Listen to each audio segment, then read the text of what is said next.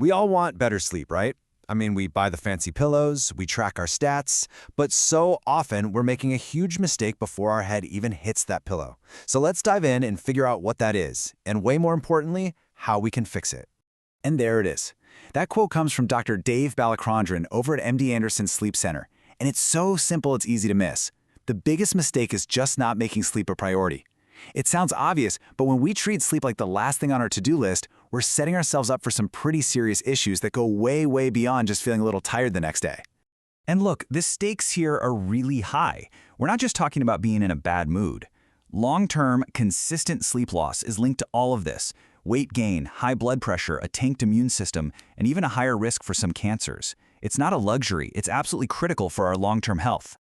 So the real question is, what's the game plan? How do we actually start building a better night's sleep from the ground up? Well, that's what we're here to do. We're going to lay out a clear, actionable framework, a blueprint really, built on 4 solid pillars. So let's get into our first pillar, the all-day sleep plan.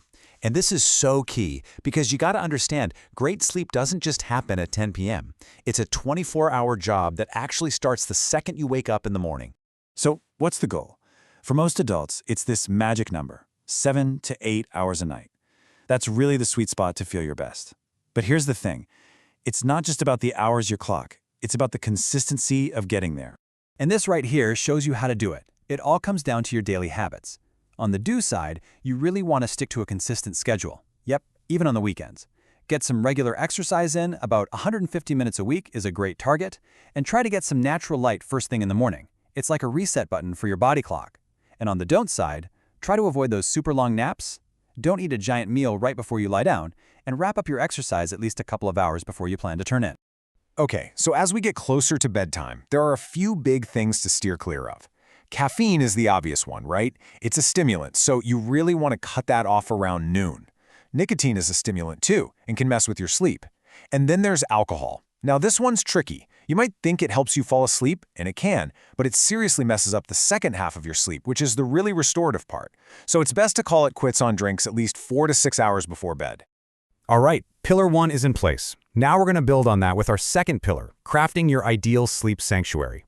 The physical space where you sleep has this huge, often overlooked impact on your sleep quality. Just let this one sink in for a second. This stat comes from Harvard's Healthy Buildings program. 1/3 of all the air you breathe in your entire life will be in your bedroom. Wow. When you think about it like that, you start to realize just how important that room really is. So how do we make it perfect? Well, here are 4 super simple steps. First, make it dark as you can get it. Darkness is the cue your brain needs to start producing melatonin, the sleep hormone. Second, keep it cool. Somewhere between 65 and 70 degrees Fahrenheit is perfect. Your body temperature naturally drops as you fall asleep, and this helps the process along. Third, think about the air, maybe an air purifier or a humidifier. And finally, block out the noise. Earplugs, a white noise machine, whatever works for you. And speaking of light, we have to talk about the #1 enemy of modern sleep, blue light. You know, the light that comes from our phones, our tablets, our TVs. It's basically telling your brain, hey, wake up, it's daytime. It actively stops the production of melatonin. So the science on this is super clear. Do yourself a favor and put all the screens away at least an hour before you want to be asleep.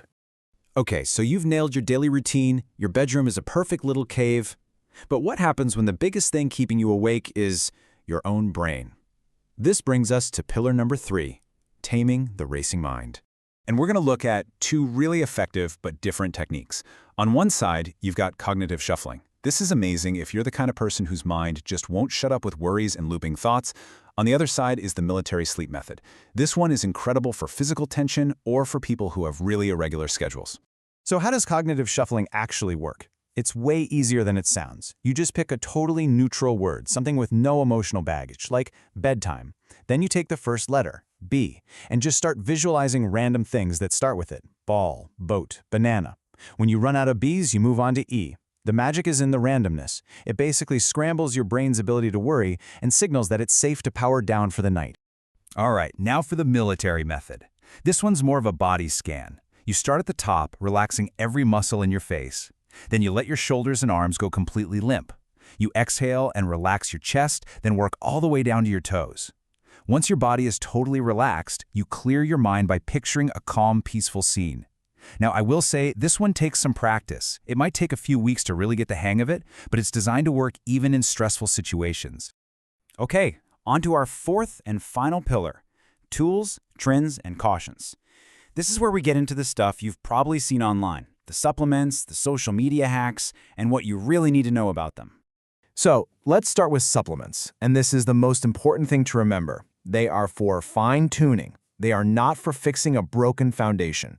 If your daily habits are a mess and your bedroom is a disaster zone, popping a pill isn't going to solve the problem.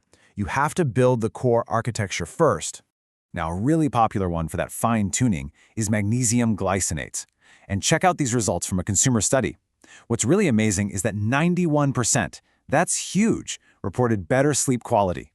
And a ton of people also felt less stressed and more relaxed physically. So you can see how it can really help support that whole wind-down process. All right, let's pivot to something you've almost definitely seen on social media, mouth taping. The whole idea is to force yourself to breathe through your nose by literally taping your mouth shut at night. But the big, flashing red light question is this actually safe?